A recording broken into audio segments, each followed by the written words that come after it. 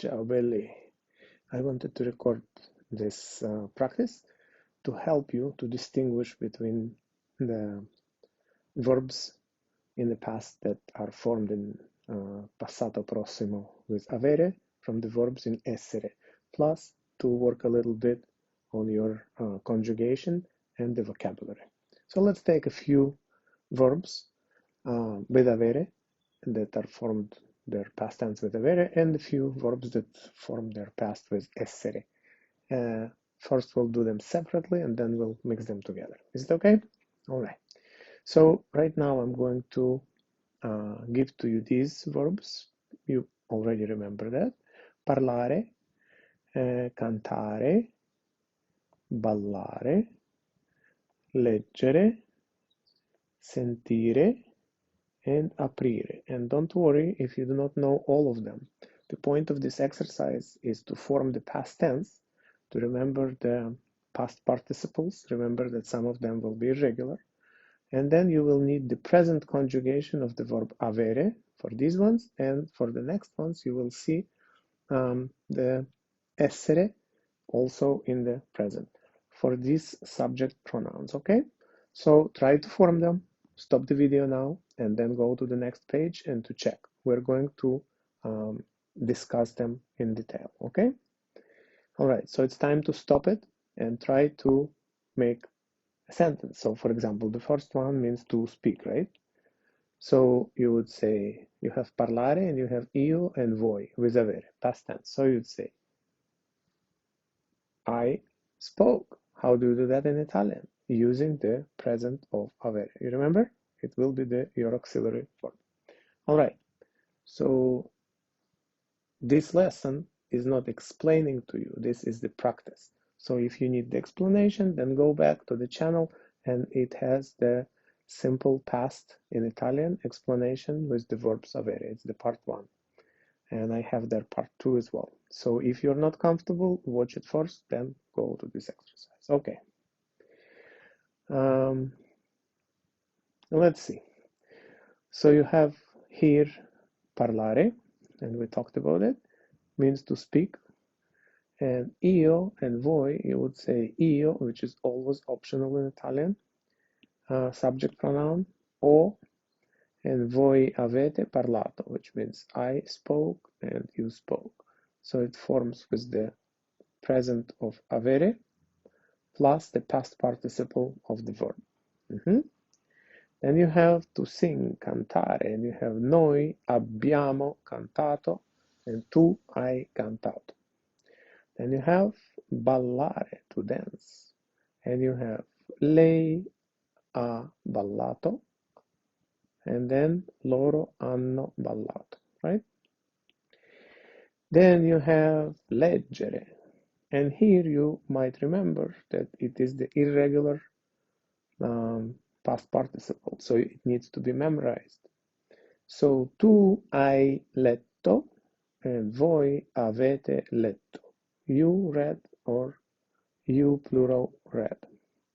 Then we have sentire. Ha sentito, hanno sentito. He heard or they heard. Okay? Then you have aprire, and again it will be the irregular past participle. So it will be lei ha aperto, tu hai aperto. Lei ha aperto, tu hai aperto. So you will need to memorize the irregular past participle form. Okay, now you do the same thing, but these verbs will require essere for creating the past tense. Again, it will be essere in the past tense. If you're not comfortable with the concept, the part 2 on my channel, Simple Italian Past in Passato Prossimo, will explain it to you. If you remember it more or less, try to do it. Stop the video right now. On the next page, I will explain how it is formed. Okay? All right. So let's take a look. These ones you form with essere. Andare means to go. And you say io sono andato or andata. Depends whether it's spoken from the point of view of male or female. male says io sono andato, I went, io sono andata for female. Okay? Voi siete andate if they're just females, or andati if it's a mixed group or males. You have here the verb venire, to come, and you know it's formed with essere. It's not a transitive verb, doesn't take direct object. So, to come. Loro, and I'm not going to use this anymore because you already know it's the present of essere. Loro sono venute or venuti, and noi siamo venute or venuti. Depends whether they're males or females. Both are correct. So, diventare, you have here to become. And you have lei. I think I just used the wrong verb in here, but we'll fix it. Lei è diventata, because lei is a female. If lei is user, then it will be diventato. And voi siete diventate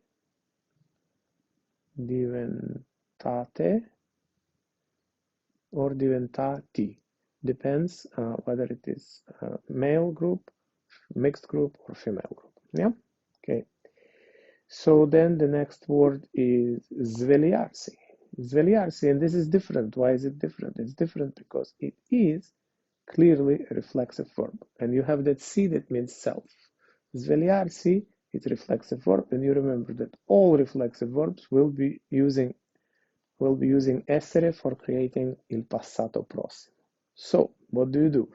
You conjugate it normally with the past tense. So you'd say, but then you will have to deal with the reflexive part. So you'd say, ti sei svegliato if the tu is male, or svegliata if it is a female.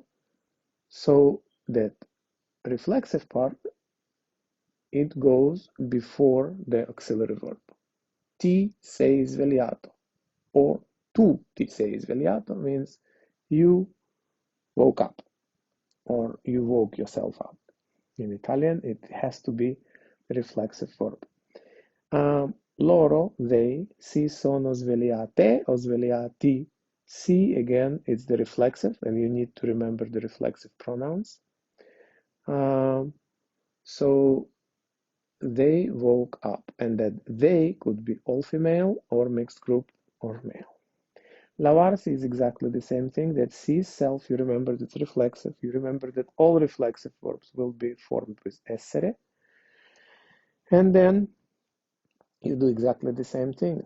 You'd say lui si è lavato. Lui si è lavato if it's male. And lui is always male because we have no really a choice in here. So you don't use the lavata because lui is just he. Then voi could be either masculine or feminine. So in this case you have si siete lavati if it is mixed group or just males, or lavate if it's just females. Make sense? Now we're going to mix the essere and avere, and then you will have to do the same thing. So these sentences could be created with essere or avere, il passato prossimo. So stop the video, try to translate, remember the pronouns, remember the prepositions and vocabulary, and then go to the next page and we'll see if it works. Yeah? Okay. Time to stop the video. All right, so you say, I went to Rome. First of all, I, subject pronoun, is optional in Italian, so you don't use it here. You might use it or you might skip it. It's the language of freedom. Sono andato a Roma. Do you know if it's male or female? Yes, you do, because when you use essere, then you know that the past participle will be either masculine or feminine. So sono andato is spoken from the point of view of the male. Sono andato a Roma. And you remember the preposition is a, not in, yeah, because it's a city. So sono andato a Roma is I went to Rome. Sono andato a Roma. Mm? If you spell it io sono andato a Roma, it is also correct. And if it is a female going to Rome, then you adjust this into andata because then it will have the female form. All right. Next one is she danced yesterday. Okay. She is lei. We're not using the subject pronoun. We're skipping it. We don't have to use it. Do you need the essere or avere? Okay, ballare doesn't require essere, so it's avere. So you'd say present avere, ballato, normal, genderless past participle, ieri, yesterday, which means she danced yesterday. If you don't say lei, it means it could be interpreted as she danced yesterday, or he danced yesterday, or you sir or you madam danced yesterday. It is correct, but it's not exact. Because it's not exact, you might add lei in here and it will be she danced yesterday.